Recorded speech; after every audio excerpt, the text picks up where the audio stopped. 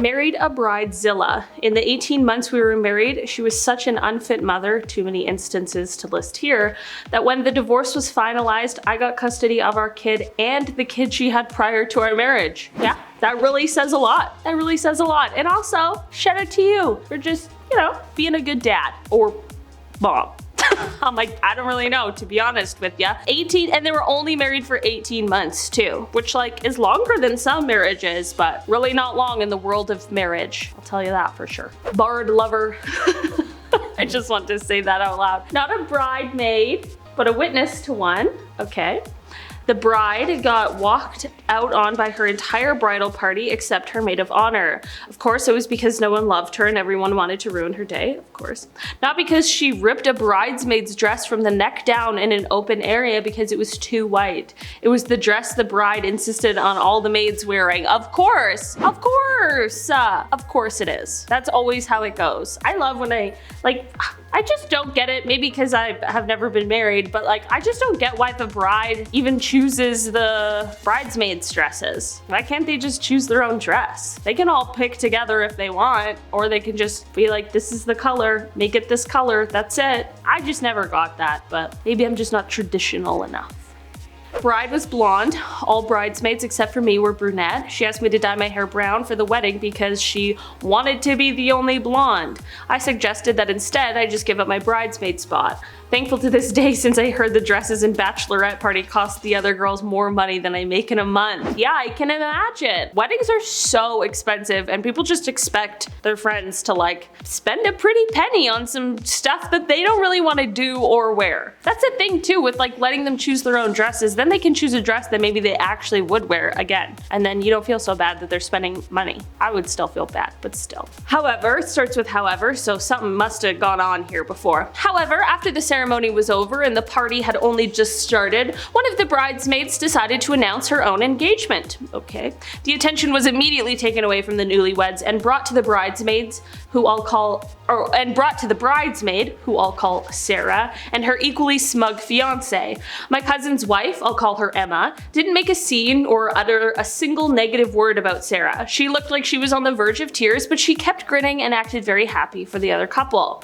Sarah later picked Emma to be the maid of honor at her own wedding, which took place last weekend. This is where the fun begins. Ooh, I'm excited. Emma announced in front of everyone that she was 5 months pregnant and that she just discovered the baby was a boy, hence the blue petals.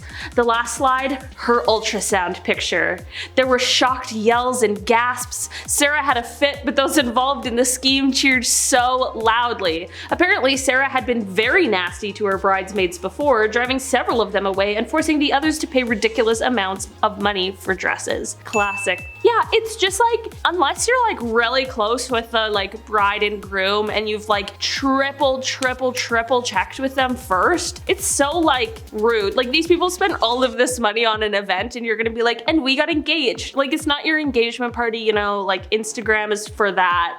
If you want to announce your engagement so badly. It's just not the place unless you've explicitly talked about it and you're for sure on the same page. I don't know, it's kind of petty and it's really the long game, which I appreciate. I'm a photographer and was working with a super sweet couple. Everything was normal up until when the drinks started flowing. My partner and I were setting stuff up for the reception and the groom comes up to us and asks the DJ if he can play a video for his wife. We assume it's some cute slideshow or something. Toasts happen, then the video starts to play. Turns out the bride was sleeping with the best man and the video was from a private investigator. The whole room went silent, bride runs out, best man goes to follow her, groom's father punches best man out. Everyone else ended up staying and having a great party, super nice people. I ended up shooting the groom's second wedding. Holy shit. That would be you would carry that story with you forever. People would be like, what's the craziest wedding story you have? Boom, right there. No worries, you got that one locked and loaded. A video too, at the wedding. Oh, it really doesn't get better than that. That's what I expect to see on TV and God, that is good TV. She's just living my dream. This is when we started to clash. She would request entire weekends off to get bridesmaid dress bridesmaid dress shopping together. When I did make it, she looked at dresses in the 500 plus range. Next, she talked about having an out-of-state bachelorette party. On top of that, she still expected wedding gifts from her bridesmaids. I expressed my concerns regarding the commitment and money expectations, but she said other girls could do it. I'd be like, that's great. I'm talking about me, so I don't know what you want me to do. She couldn't understand my budgeting. She would call me to express her disappointment and pretty much start complaining about me. I was in shock and I didn't know what to say. Her final saying, let's see this next bridesmaid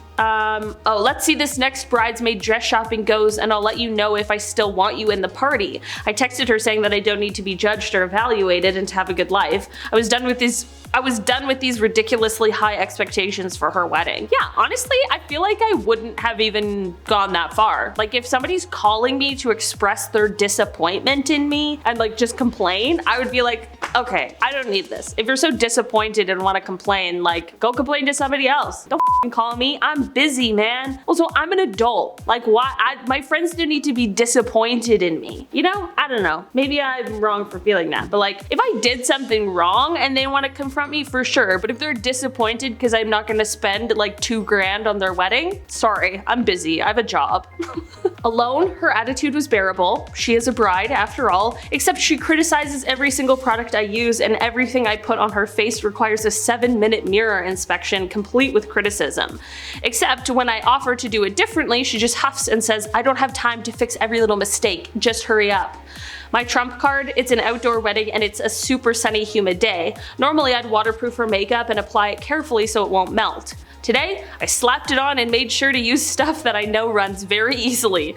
Her photos will need more editing and it will barely hold for 2 hours in that weather. As far as I'm concerned, I don't care if she reviews me badly. I do this for fun and as a favor to friends. It's not my bread and butter. I hope she looked half as melted as I planned her to look. That's savage. That's savage, but honestly. Also, like, why hire a makeup artist if you're not gonna, you know?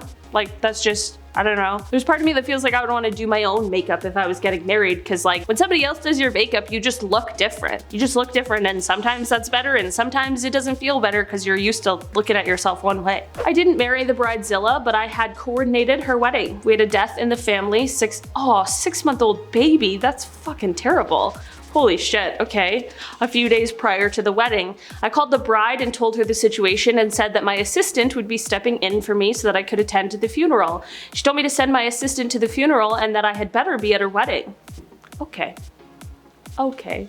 Listen here, is what I would have said. I told her I would be sending her a refund and that no one would be coming to her wedding. The groom ended up leaving her after this whole thing went down. Suffice to say, he really dodged a bullet there. Yeah, I can't even imagine. Imagine being so heartless. Like, it could have been like somebody who's like lived to 109 and you can still go to their funeral before you go to somebody you don't even know's wedding.